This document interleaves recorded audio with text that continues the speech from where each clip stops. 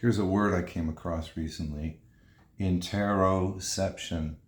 And what this means is kind of the opposite of perception. It's to perceive what's going on in your internal environment. Perception is the things in your external environment. Interoception is to perceive what's going on in your internal environment. I've been really stuck on this idea of the internal, the inside and the outside as these two sort of bank accounts, buckets we put our attention in. And it seems to me that in my meditation practice, one of the great things that has happened is that I've become better at, let's get this shadow out, interoception. I've interocepted things better. So I've been more aware of what's going on in my internal environment. That doesn't necessarily mean changing them.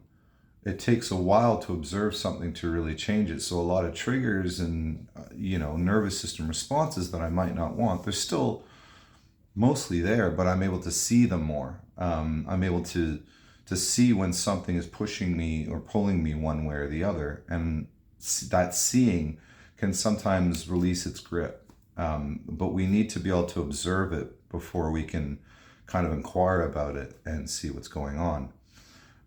This is really important because a lot of the signals that are happening are not things we want to happen or things we haven't chosen to happen to us. They're just programmings.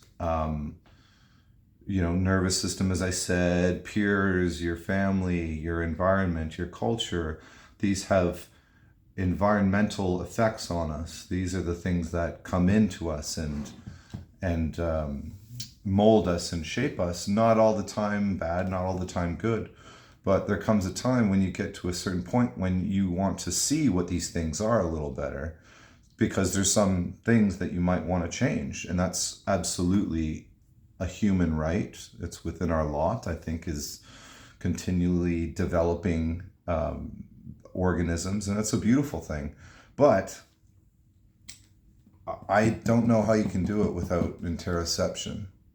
So interoception is a real skill. It's a muscle. I think some people probably have it easier than others or better than others. Being in your body, being able to be present, being able to be mindful, awake, whatever you want to call these things, a lot of these skills that I needed meditation to cultivate, this greatly aids interoception, because if you're not listening, if you're not witnessing things, if you're not able to detach, you can't really see the forest for the trees. You can't really see, okay, I understand where that's coming from. This is weird. This isn't necessarily me. And you need to sort of, let's not turn the noise down, but it's detach from it a little bit better. That's the witnessing, that's the detachment, that's the step backward that Zen Master Dogen called. It's a disidentifying with something.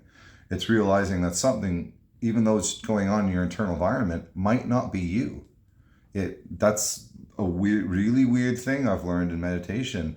Just because things are happening inside me doesn't mean they're actually of me. They could be from some other source, and that means I might not want them, or I might not want to attach or identify to that and to claim it as mine.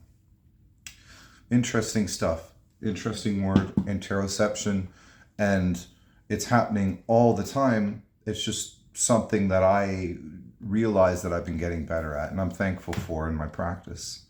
What do you think? Are you interocepting right now? Are you thinking, what's this guy talking about? Or, damn, that's a nice sweater. It could be anything. Could be all those things, but I thought I'd leave that with you because it's a bit of a key that unlocks a whole world, our inner world.